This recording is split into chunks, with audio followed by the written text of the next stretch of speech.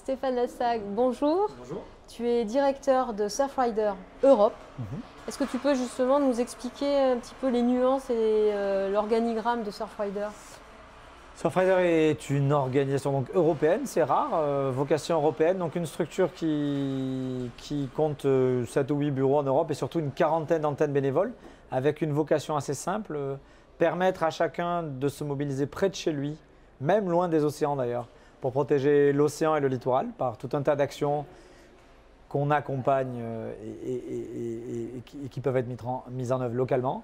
Et puis ensuite, nous, le siège, on a aussi vocation à représenter politiquement ces communautés et essayer d'influer sur le changement sociétal et sur les États et sur l'Europe en faisant ce qu'on appelle communément du lobby. D'accord, tu as employé le mot politique, c'est Surfrider Foundation, c'est une... C'est une ONG, Surfrider Foundation est une ONG, organisation non gouvernementale, qui mobilise les citoyens, les passionnés de l'océan, du littoral, ceux qui ont envie de changer les choses. Avec une particularité, la grande majorité des gens connaissent les ONG souvent sous un angle précis. Je sais pas moi, Greenpeace, c'est l'action militante. Le WWF et le Panda, c'est par exemple l'action d'éducation. Nicolas Hulot, on pense souvent à l'action politique. Surfrider, on fait de tout. C'est la vision qu'on a. Les océans, pour être protégés, on a besoin de faire de tout. De l'éducation, de l'action militante, de la manif, du festival de musique, du lobby politique. On écrit des articles pour le Grenelle de l'environnement, le Conseil national de la transition écologique en France, l'Union européenne. Voilà, c'est notre organisation. On fédère tous ceux qui veulent faire quelque chose et on essaye de changer quelque chose. Bon, donc vous avez une action globale au profit des océans. L'année dernière, donc, première édition de Climax à l'occasion de vos 25 ans. Ouais. Vous étiez co-organisateur. Alors, nos 25 ans, ceux de l'organisation, pas les miens. Oui, non. Mais oui, l'année dernière, on allait avoir 25 ans et c'était l'année en même temps de COP21 en France. On se disait, on a besoin de faire une énorme fête parce qu'on ne peut pas toujours être déprimé à essayer de se battre pour l'environnement. Ce n'est pas le style de Surfrider. Et en même temps, si on pouvait donner du sens à cette fête et créer une mobilisation tellement énorme que notre voix porte jusqu'aux négociations internationales, ce serait formidable. On a fait toute une série de projets partout en Europe, mais le festival Océan Climax à Bordeaux était le plus gros, le plus important, le plus dynamique. Et voilà, on s'est appuyé sur cette dynamique pour notre travail autour de COP21. Donc cette année, vous êtes une ONG participative par rapport à l'année dernière? Alors l'année dernière, ce festival était le nôtre. On était allé chercher les gens d'ici, de Darwin, pour monter ce festival. Ce n'est pas notre métier de monter des festivals aussi grands, donc on s'était associés. Cette année, nous sommes restés l'ONG partenaire. On continue à aider à donner du sens à ce festival, à poursuivre le sens de ce festival, à poursuivre le sens qu'on donne à la mobilisation. Mais aujourd'hui, on est devenu un partenaire. On n'est plus le lanceur, le coordinateur et le producteur de l'intégralité du festival, seulement du village associatif, des forums, d'un certain nombre de travaux politiques et d'éducation. Alors, on peut se poser la question de savoir ce qui s'est passé suite au premier festival, quelles ont été les retombées pour vous? Alors, les retombées, elles ont été considérables. J'ai eu l'occasion de le dire.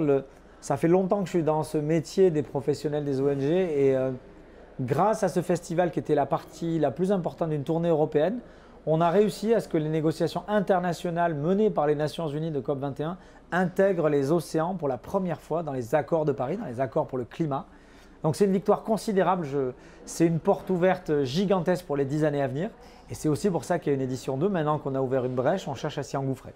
Mais c'est quand même incroyable que les océans aient été absents des négociations parce que la situation est quand même dramatique pour les océans. Alors oui, c'est incroyable que les océans aient dû attendre 21 ans de négociations internationales pour être absents. Il y a des raisons, il y en a plusieurs. Les COP ont été lancées, souvenez-vous, les négociations internationales au Brésil. Au début, on parle beaucoup des forêts comme le poumon de la planète. Donc c'est vrai que la communauté internationale et les politiques se mobilisent beaucoup pour les forêts. Il y a le fait que les océans sont l'affaire de tout le monde et l'affaire de personne. C'est ça qui est terrible, c'est que la grande majorité des États qui sont vraiment totalement obsédés par la protection des océans sont des toutes petites îles qui ont très peu de poids d'un point de vue politique. Et les autres pays, que ce soit la France, l'Europe, les États-Unis, on s'intéresse toujours que partiellement aux océans. C'est terrible à dire, mais il faut des gens comme nous et il faut les gens qui nous soutiennent et qui viennent s'investir pour rappeler pourquoi c'est crucial les océans. Les océans, c'est le poumon de la planète, les stocks de nourriture, les médicaments de demain, c'est la vie, mais c'est aussi le rapport à la nature, un des derniers lieux, les plages, un des derniers lieux dans nos sociétés urbanisées où on va en famille se balader dans la nature. La forêt n'est un autre, mais les océans, pratiquement socialement, sont ceux qui retrouvent le plus de gens au moment des vacances. Et la montagne, elle n'est pas accessible à tous. Donc c'est un enjeu de société, c'est un enjeu économique, c'est un enjeu d'environnement et de vie. Oui, parce qu'en plus, là, ce qui frappe beaucoup sur les réseaux sociaux, par exemple, c'est toutes ces images d'animaux tués par le plastique. En fait, c'est les tortues étouffées, les baleines qui mangent le plastique. Enfin, c'est hyper impressionnant, hyper émouvant, hyper…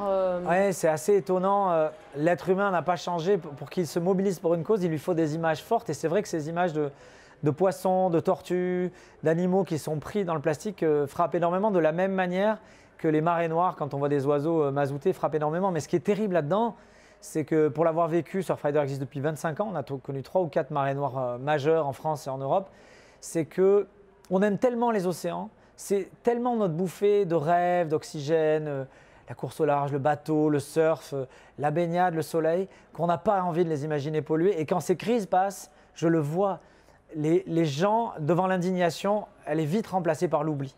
Et c'est le rôle de gens comme nous d'utiliser ce pouvoir de rêve, ce pouvoir de passion et d'envie pour que les gens continuent à se mobiliser pour les océans. C'est vrai que les gens ne font pas souvent la relation de cause à effet. Ils ne font pas la relation entre une poche plastique et le circuit de cette poche plastique qui va se retrouver dans le ventre d'une baleine qui va mourir de faim à cause de ça. Et c'est vrai que les gens ne font pas… Donc, d'où j'imagine votre rôle, vous, de pédagogie, de sensibilisation.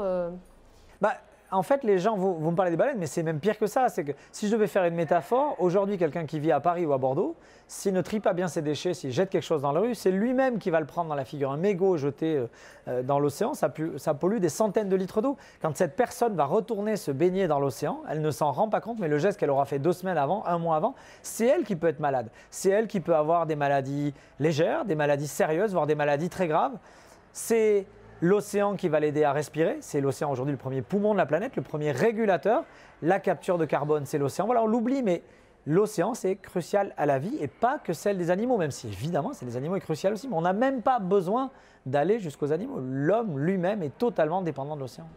Est-ce que tu penses que ce genre de festival a un impact fort sur les citoyens, sur les jeunes qui viennent écouter de la musique Le média festival, un festival comme Océan Climax, a un impact forcément très fort à 2 niveaux. Le premier, c'est que tous ceux qui viennent ici, même si c'est que pour prendre du plaisir, c'est notre métier à nous de l'utiliser. La force, les applaudissements, les rires, la présence des gens ici, c'est notre travail de l'utiliser. Ils nous donnent un mandat. Nous, après, on va voir des élus, on va voir des gens qui négocient, on va voir des industries qui polluent. Et on leur dit, voilà, nous sommes l'ONG qui a réuni tous ces gens-là autour de l'océan. Vous devez nous écouter. Donc déjà, ça a un impact parce que nous savons l'utiliser. C'est notre métier à Surfrider. Et ensuite, évidemment que ça a un impact parce que c'est l'occasion pour les gens d'être informés, qui est le premier pas de l'engagement. C'est l'occasion de partager, parce que souvent les gens n'osent s'engager qu'avec leurs amis, donc c'est l'occasion de partager ces choses-là. C'est l'occasion pour certains d'adhérer, de s'engager dans les associations. Cette année, le village associatif, il y a plus de 30 associations. Ils peuvent s'engager pour l'océan, mais ils vont pouvoir s'engager aussi pour des causes.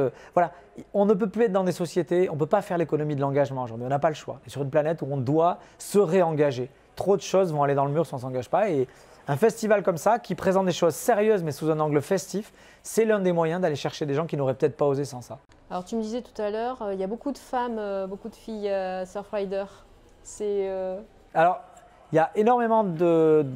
Alors, il y a 2 choses. Surfrider est une ONG qui attire beaucoup de jeunes parce que je crois qu'on a un levier. Bon, il y a quelque part l'arrière-pensée de l'image du surf, de la baignade, de la plage, des pratiques d'activité nautique. Donc il y a une logique de plaisir et de passion.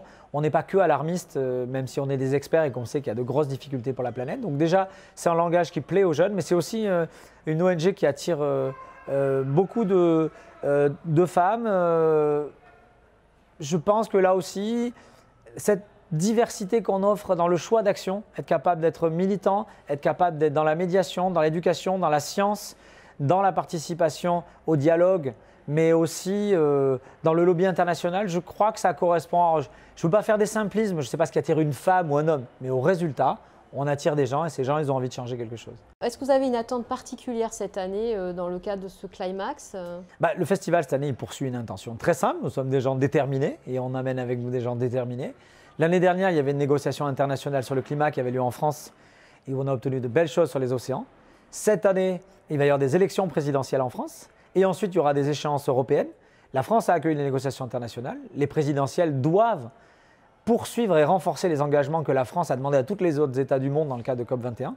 comptez sur nous pour utiliser ce festival, pour lancer une dynamique de lobby et de pression sur les candidats et sur l'ensemble de la démarche des présidentielles françaises pour que la question de l'océan et du climat soit au cœur du débat.